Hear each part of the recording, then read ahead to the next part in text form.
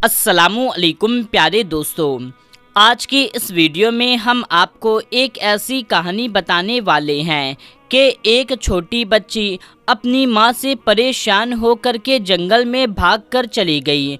फिर उसके सामने एक बहुत बड़ा शेर आ गया।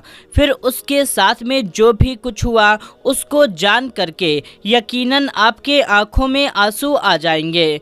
दोस्तों, ये कहानी ऐसी है जो आपका दिल छू लेगी और आपको बहुत बड़ा सबक भी देगी। तो आप इस वीडियो को पूरा आखिरी तक लाजमी देखते रहें और जल्दी से इस वीडियो को एक लाइक कर दें और इस चैनल को भी सब्सक्राइब कर लें। तो आइए दोस्तों, शुरू करते हैं अपनी इस वीडियो को। तो मेरे प्यारे दोस्तों, एक पहाड़ी इलाके में एक परिवार रहा करता था। उस परिवार में मियाँ बीवी और उसकी 3 साल की छोटी बच्ची थी। ये परिवार बहुत हंसी खुशी रहा करता था, लेकिन जो छोटी बच्ची थी वो बहुत ज़्यादा बचपन से ही गुस्सैल थी। बात बात पर उसको गुस्सा आ जाता और बहुत ज़्यादा जिद्दी भी थी। किसी भी चीज़ को लेकर के जिद पकड़ लेती, तब तक उसकी जिद पूरी ना होती जब तक वो ना माना करती थी। एक बार क्या हुआ कि वो छोटी बच्ची मिठाई खाने के लिए ज़ोर ज़ोर से चिल्ला चिल्ला कर जिद करके रोने लगी। उसकी माँ छत के ऊपर कपड़ा फैला रही थी। जब माँ ने उसकी आवाज़ सुनी तो वो भागती हुई तेज़ी से सीधे नीचे उतरने लगी कि अचानक उसका पाँव फिसला और वो सीधा नीचे गिरती चली आ गई। बहुत ज़्यादा खून बहने की वजह से माँ का वहीं पर इंतकाल हो गया। जब ये बात उसके शौहर को पता चली तो वो बहुत ज़्यादा गमगीन हो गया, क्योंकि वो अपनी बीवी से बहुत ज़्यादा मोहब्बत करता था। अपनी बीवी के लाश के पास बैठ करके बहुत ज़्यादा रोने लगा और तड़पने लगा, क्योंकि वो दिल से सच्ची मोहब्बत अपनी बीवी से करता था। फिर उसके इंतकाल के बाद कुछ अरसा बीत गया तो उस बच्ची के बाप ने दूसरी शादी कर ली। अब वो जो बच्ची थी उसकी सौतेली माँ घर आ गई, लेकिन उसकी जो सौतेली माँ थी वो उस बच्ची को बहुत प्यार करती थी, लेकिन वो बच्ची अपनी सौतेली माँ से नफ़रत करती थी। जब उसकी सौतेली माँ खाना बनाती तो वो चुपके से किचन में जा कर के खाने में कभी नमक ज़्यादा डाल देती तो कभी मिर्च ज़्यादा डाल देती। जब उसका शौहर खाना खाता तो कभी नमक तो कभी मिर्च ज़्यादा लगता और वो अपनी दूसरी बीवी को बहुत ज़्यादा गालियां दिया करता था। तुम खाना तक नहीं बना पाती, तुम्हें खाना तक बनाना नहीं आता है, तुम्हारे खाने में हमेशा नमक ज़्यादा रहता है या तो मिर्च हमेशा ज़्यादा रहती है। अब वो औरत इस सोच में पड़ जाती, मैं तो अच्छे से खाना बनाती हूँ, बनाने के बाद भी खाने को चख करके देखती हूँ फिर ये नमक और मिर्च कैसे तेज हो जा रहा है। एक दिन जब उस औरत ने खाना बनाया और खाना रख करके किचन से बाहर आई और आकर के जब वो आकर अपने कमरे में बैठ गई तो इसी सोच में डूबी थी कि आज तो मैंने खाना एकदम परफेक्ट बनाया है। उसके बाद वो लड़की चुपके से किचन में जाती है और वो औरत उसको किचन में जाता हुआ देख लेती है और उसका पीछा करने पर उसको पता चलता है कि यही वो लड़की है जो खाने में कभी नमक तो कभी मिर्च ऊपर से डालकर खाना खराब कर देती है। फिर उस औरत ने क्या किया, जब दूसरी बार खाना बनाया तो उसमें नमक और मिर्च डाला ही नहीं। जब इस लड़की ने चुपके से उसमें नमक और मिर्च डाल दिया तो खाना एकदम परफेक्ट बन गया। अब इस लड़की की सौतेली माँ जो इससे मोहब्बत करती थी, अब उसके दिल में इसके लिए नफ़रत आ गई। अब वो इससे बिल्कुल भी मोहब्बत नहीं करती थी।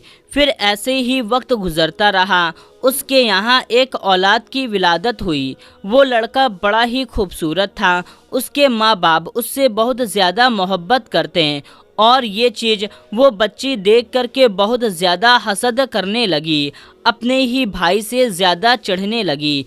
क्योंकि दोस्तों, अब ये भी तो छोटी बच्ची ही थी, इसको भी अकल नहीं थी। अब ये लड़की अपने छोटे भाई से इतना ज़्यादा चढ़ने लगी, इतना ज़्यादा नफ़रत करने लगी। तो एक दिन क्या हुआ, इस लड़की ने अपने छोटे भाई को चंद दिनों का जो था उसको ले जा कर के एक बाल्टी पानी के अंदर डाल दिया और इस चीज़ को उसके बाप ने देख लिया।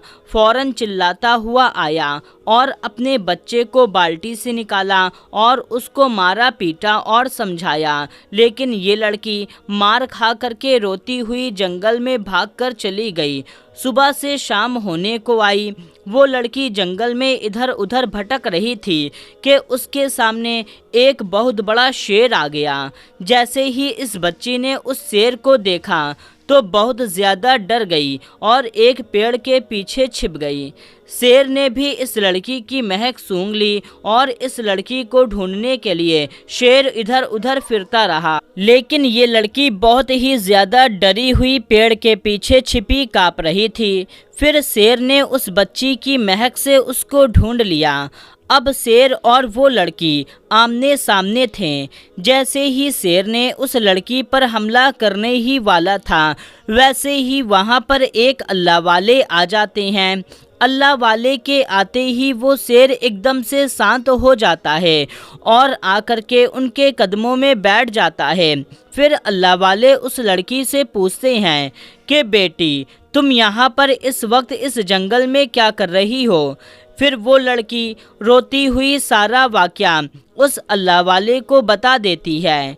अल्लाह वाले उस लड़की के ऊपर कुछ दुआ पढ़ करके फूंकते हैं और उसको बैठा करके समझाते हैं कि बेटी, माँ बाप से जिद ना करना, ये अच्छी बात नहीं है, और हसद करना ये शैतान का काम है। शैतान ने हज़रत आदम अलैहिस्सलाम से हसद करी, जबकि शैतान पहले एक फ़रिश्ता था और हसद करने की वजह से वो शैतान बन गया। हसद करना एक बहुत बुरी चीज़ है।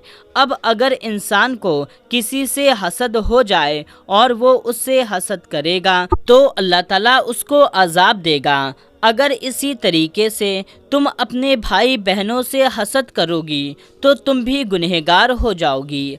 हसद बहुत बुरी चीज़ है। तुम्हारी किस्मत में तुम्हें जितनी मोहब्बत मिलनी है, तुम्हें जितना रिज़्क़ मिलना है, तुम्हें वो मिल कर के रहेगा, लेकिन हसद मत करना। हसद एक बहुत बुरी बला है। हसद उस तरीके से है जैसे एक लकड़ी पर आग लग जाए तो वो आग हसद है कि उस लकड़ी को आग जला करके राख कर देती है। इसी तरीके से हसद तुमको जला करके राख कर देगी। वो तुम्हारे माँ बाप हैं, तुम्हारी ज़िंदगी हैं, तुम्हारे बारे में भला ही सोचेंगे और तुम्हारे बारे में भला ही करेंगे। अगर वो किसी चीज़ के लिए मना करें तो उसके लिए मान जाओ, क्योंकि वो बड़े हैं तुमसे ज़्यादा, उनमें सोचने की ताकत है। तो इस तरीके से जिद ना किया करो। अल्लाह वाले उस लड़की को समझा ही रहे थे कि इतने में उसका बाप और उसकी सौतेली माँ उसको ढूंढते हुए आ गए। बाप ने जैसे ही बेटी को देखा फ़ौरन गोद में उठा करके उसको गले लगा लिया और माँ उसको चूमने लगी। ऐसे ही उन दोनों ने उस अल्लाह वाले का शुक्रिया अदा किया और अपनी बच्ची को लेकर के अपने घर वापस आ गए। उसके बाद से वो बच्ची भी जिद और हसद को छोड़ करके अपने माँ बाप के साथ मोहब्बत से रहने लगी। तो मेरे प्यारे दोस्तों, आज की इस वीडियो में आपको क्या सीख मिलती है, क्या सबक मिलता है, आप कमेंट करके हमें बताएं। हम आपको नहीं बताएंगे बल्कि आप हमें बताएं कि इस वीडियो से आपको क्या सीख मिली, और इस वीडियो को आप ज़्यादा से ज़्यादा लोगों तक शेयर कर दीजिए। तो दोस्तों, मिलते हैं तब तक के लिए अस्सलामु अलैकुम, अल्लाह हाफिज़।